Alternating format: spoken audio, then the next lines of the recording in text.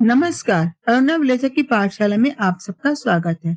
आइए आज हम कक्षा 10वीं स्पर्श भाग 2 का पाठ 14 कारतूस एकांकी के प्रश्नोत्तर पर चर्चा करें।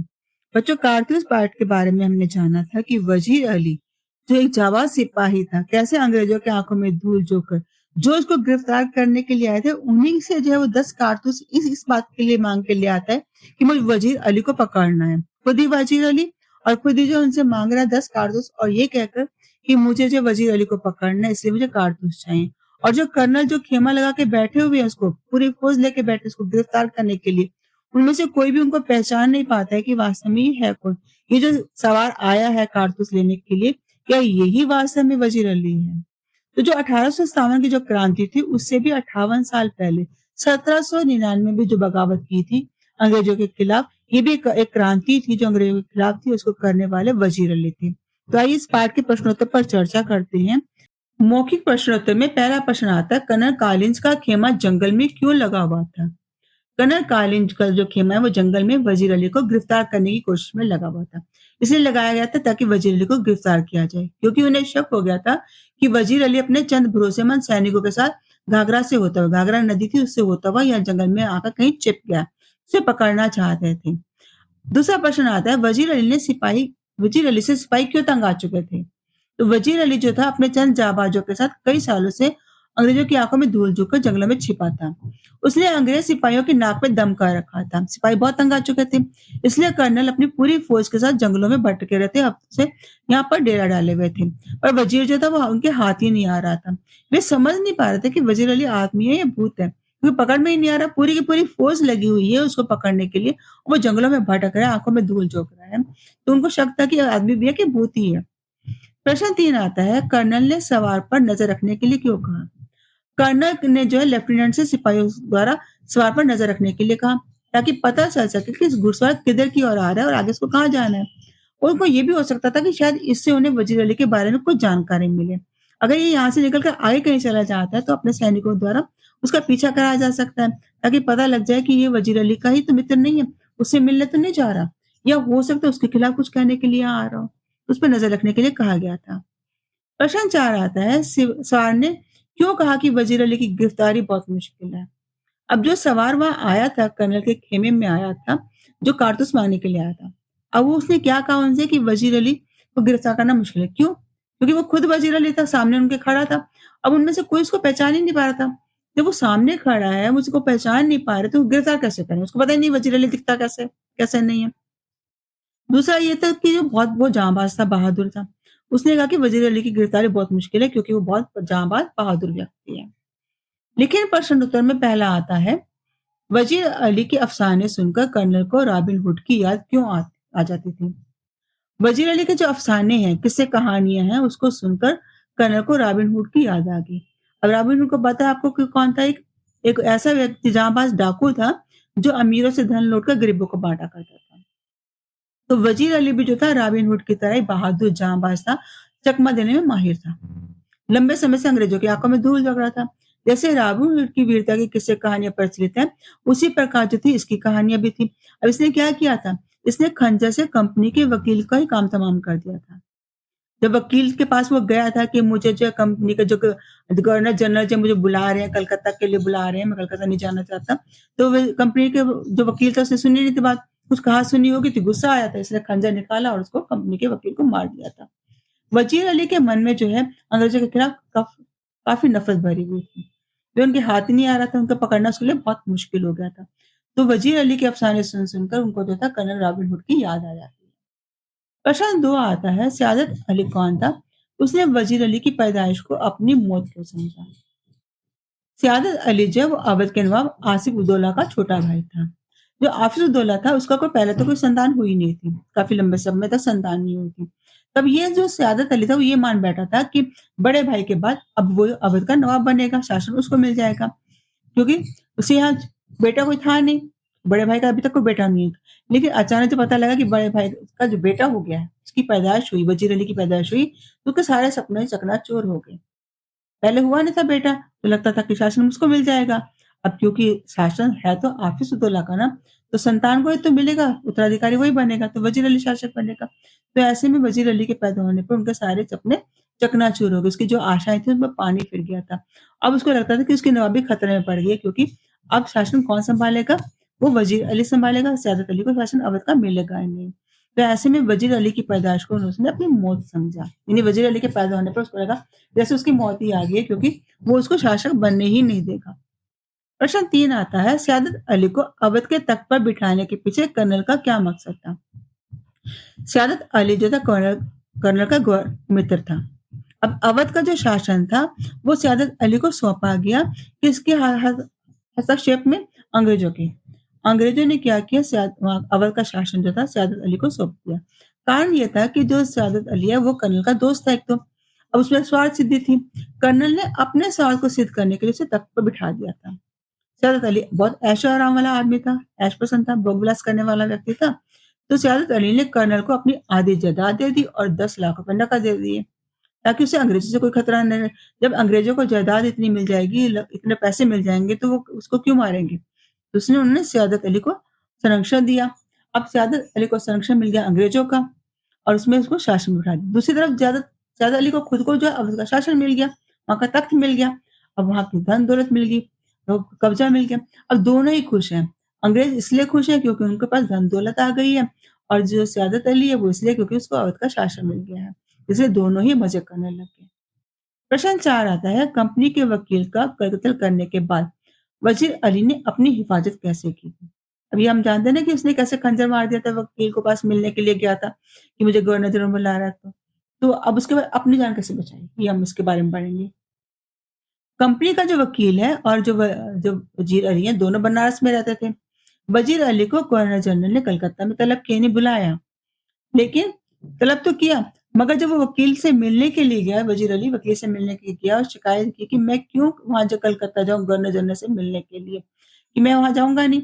जब उनको 3 लाख जो सालाना मिलना शुरू हो गया, बनारस में वो रह रहा है, तो बनारस से वो कलकत्ता क्यों जाए मिलने के लिए? शासन तो उसके पास है ही नहीं अवध का, तो क्यों बुला रहे हैं उसको?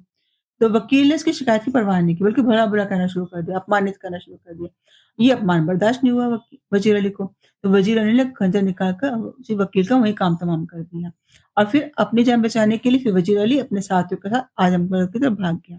जो आजमगढ़ के शासक थे उस समय उन्होंने उनको सुरक्षा प्रदान की, सुरक्षित उनको घाघरा पहुँचा दिया। और घाघरा से होते हुए जो थे वो जंगल की ओर बढ़ गए, ताकि वो जंगलों में रह सके, अपनी शक्ति को बढ़ा सके और अपनी हिफाजत कर सके। अपनी शक्ति बढ़ाने के लिए वो क्या करना चाहते थे? वो यहाँ से अफ़गानिस्तान के शासक को बुलाना चाहते थे। वो हिंदुस्तान पे आक्रमण करे, अंग्रेज़ों को यहाँ से खदेड़े। तो ये सारी योजनाएँ वो जंगल में रह के कर सकते थे। तो जंगल में रहकर अपनी शक्ति बढ़ाने का काम कर रहे थे। इस प्रकार उन्होंने अपनी भी हिफाजत कर ली। प्रश्न 5 आता है, सवार के जाने के बाद कर्नल हक्का-बक्का क्यों रह गया? अब जानते हैं सवार कौन था? सवार वज़ीर अली था, जो उससे कारतूस माँगने आया था।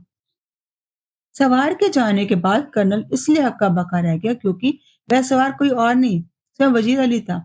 उसी को पकड़ने के लिए कर्नल दल-बल सहित वहाँ डेरा लगाए बैठे थे। कितनी बड़ी फ़ौज लेके वो जंगल में वो ठहरे हुए थे, अपने तम्बू गाड़ के बैठे हुए थे।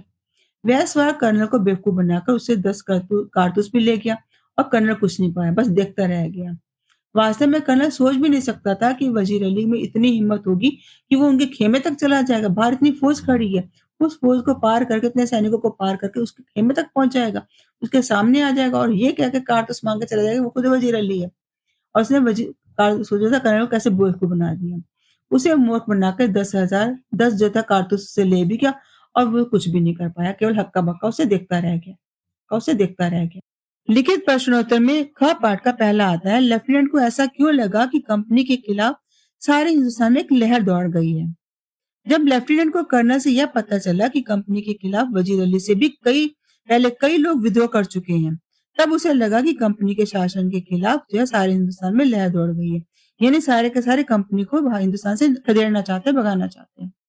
वजीर अली ने अफगानिस्तान के शासक जो थे, बादशाह जो थे वहां के, शाह जमा को हिंदुस्तान पर हमला करने को बुलाया था।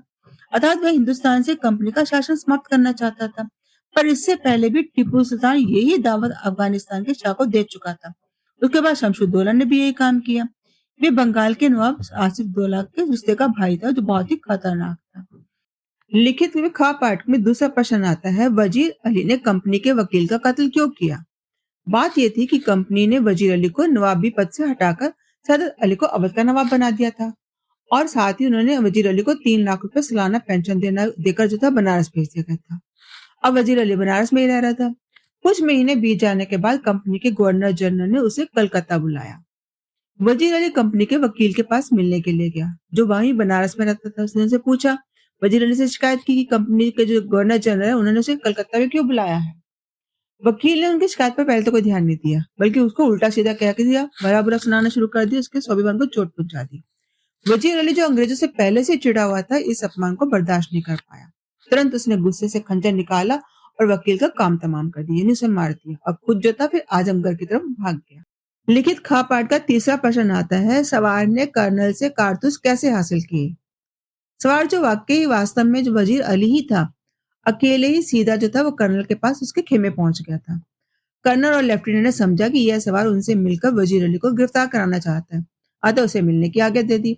सवार ने वहां आते ही सबसे पहले एकांत की मांग की। एकांत में उसने कर्नल को बेवकूफ बनाना चाहा। पहले सवार ने पता लगाया कि वे लोग यहाँ खेमा डाल के क्यों पड़े हुए हैं। उन्हें पता था कि वजीर अली को पकड़ने के लिए बताएं, तो उन्होंने कहा कि वजीर अली की गिरफ्तारी बड़ी मुश्किल है, और ऐसे कहकर उन्होंने उनकी हिम्मत को तोड़ा। फिर उसने बहाना बनाया कि वह भी वजीर अली को गिरफ्तार करना चाहता है, अतः उसे कुछ कारतूस चाहिए। कर्नल जब खुशी खुशी उसे कारतूस दे देता है, 10 कारतूस देता है वो उसे, तब उसे पता चलता है कि घोड़े पर सवार व्यक्ति जो है वास्तव में स्वयं वजीर अली है, और वह उसी व्यक्ति से कारतूस लेने में सफल हो गया जो लाव लश्कर के साथ उसे पकड़ने के लिए वहां डेरा डाले हुए। प्रश्न 4 आता है, वजीर अली एक जाबाज सिपाही था, स्पष्ट कीजिए।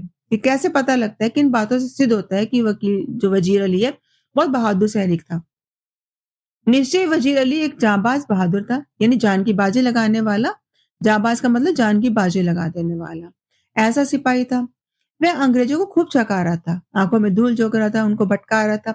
जंगल में वो रह रहा था, जबकि सिपाही उनको पकड़ नहीं पा रहे थे। उसने कंपनी के वकील की अपमानजनक बातें सुनकर उनकी हत्या तक कर दी थी। यानी इतना जाबाज था कि अंग्रेजों के पास उनके सामने जाकर उनका कत्ल कर सकता था वो। वह अपनी जान की बाजी लगाकर अंग्रेजों के कैंप में भी घुस आया था। कर्नल तक को उसने चकरा दिया था। उसे अपनी जान की बिल्कुल परवाह नहीं थी। यदि वह पकड़ा जाता तो मारा जा सकता था, लेकिन फिर भी वो निर्भीक था, निडर था। तभी तो कर्नल से 10 कारतूस लेने में सफल हो गया। कोई उसका कुछ भी नहीं बिगाड़ पाया। ये सारी घटनाएं सिद्ध करती हैं कि वजीर अली वास्तव में एक जाबाज सिपाही था। आशय स्पष्ट में पहला आता है, मुट्ठी भर आदमी ये दमखम। इस पंक्ति को हम स्पष्ट करना है कि इस पंक्ति का मतलब क्या हुआ। तो इसका आशय ये है कि वजीर अली के पास केवल मुट्ठी भर लोग थे, अर्थात गिने चुने साथी ही थे उसके, जबकि कर्नल वजीर अली और उसके साथियों का पीछा पूरी एक फौज लेकर कर रहा था। इसके बावजूद उसने असाधारण साहस, शक्ति और दृढ़ संकल्प का परिचय दिया। वर्षों तक जंगलों में रहते हुए भी अंग्रेज कर्नल उस और उसकी विशाल समुची सेना वजीर अली को पकड़ने में असफल रही थी। कर्नल के पास भारी संख्या में आधुनिक सामग्री थी, सैनिक बहुत सारे थे। इनके सबके होते हुए भी वे उनकी अदम्य इच्छा शक्ति, रणनीतिक चतुराई पर विजय नहीं पा सके थे।